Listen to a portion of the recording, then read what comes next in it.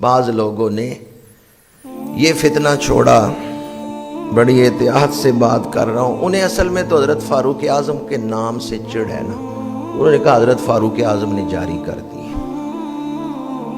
استغفر اللہ استغفر اللہ، اگر ایسا ہوتا نا تو دین کا حلیہ بگڑ چکا ہوتا، ایسا نہیں ہو سکتا۔ صحابہ کرام دین کے بارے میں بڑے حساس تھے۔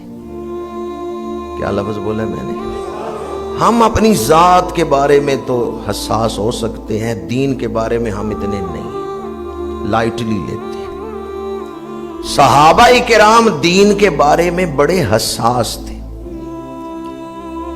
اور دین کے حوالے سے قربانی دینے کا جذبہ رکھتے تھے۔ دین کی حفاظت میں میرے آقا کریم نے صحابہ کو دین عطا کی ہے اور ساتھ ایسی تربیت کی ہے کہ صحابہ کو ہر شے سے بڑھ کے دین کی حفاظت عزیز تھی۔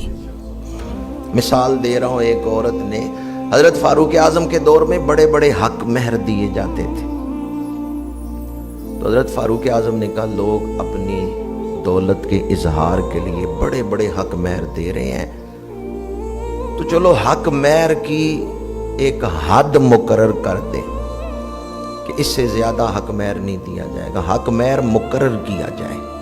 یہ آپ نے تجویز دی ہے، فیصلہ نہیں کیا، مشاورت۔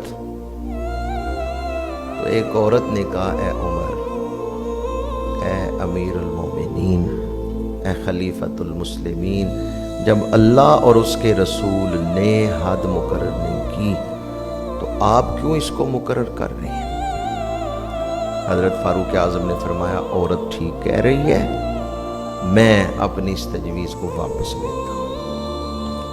تو پھر اس مجلس مشاورت میں حق مہر کی ایک حد سب کے لیے مقرر کی گئی ہے۔ اگر نماز تراویح پہلے سے موجود نہ ہوتی اور شریعت میں اس کی اجازت نہ ہوتی با جماعت ایک امام کے پیچھے پڑھنے کی، تو کیا خیال ہے سارے صحابہ حضرت فاروق اعظم کے اس مشورے پہ لبیک کہتے؟ وہاں عورت بول پڑی ہے، یہاں مرد کیسے خاموش رہے ہیں؟ مسئلہ سمجھ آیا آپ کو؟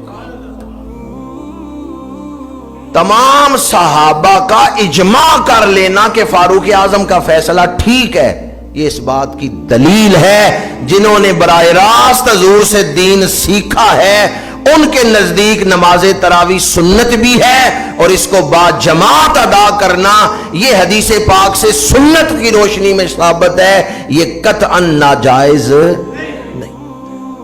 آج اس دور میں پتہ ہے کس نے کہا ہے کہ نماز تراویح کوئی چیز نہیں؟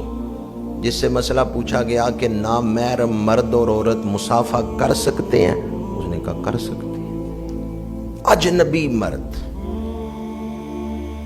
نام نہیں میں لے رہا اس شخص کا، نیٹ پہ موجود ہے اس کا فتویٰ۔ سوال پوچھا گیا غیر محرم مرد غیر محرم عورت، نوجوان مرد اور عورت آپس میں مصافحہ کر سکتے ہیں، ہاتھ میں ہاتھ دے کے مل سکتے ہیں؟ انہوں نے کہا جائز ہے، مل سکتے ہیں۔ سے پوچھا گیا کہ ختم نبوت کے جو منکر ہیں، جو حضور کو آخری نبی نہیں مانتے، کیا انہیں کافر کہہ سکتے ہیں؟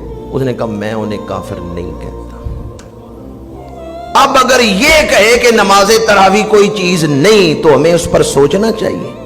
اس نے تو اپنا آپ بتا دیا کہ اس کا دین الگ ہے، اصول دین الگ ہیں، مقاصد دین الگ ہیں، اس کا قرآن اور حدیث، وہ صحابہ کو جو حضور نے دین عطا کی ہے اس کے ساتھ اس کا کوئی تعلق۔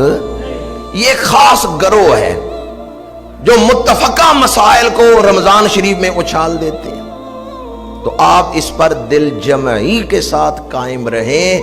نماز تراویح سنت مؤکدہ ہے، مردوں کے لیے بھی عورتوں کے لیے بھی، عورتوں نے بھی گھروں میں ادا کرنی، اور اس کی جو جماعت ہے مسجد میں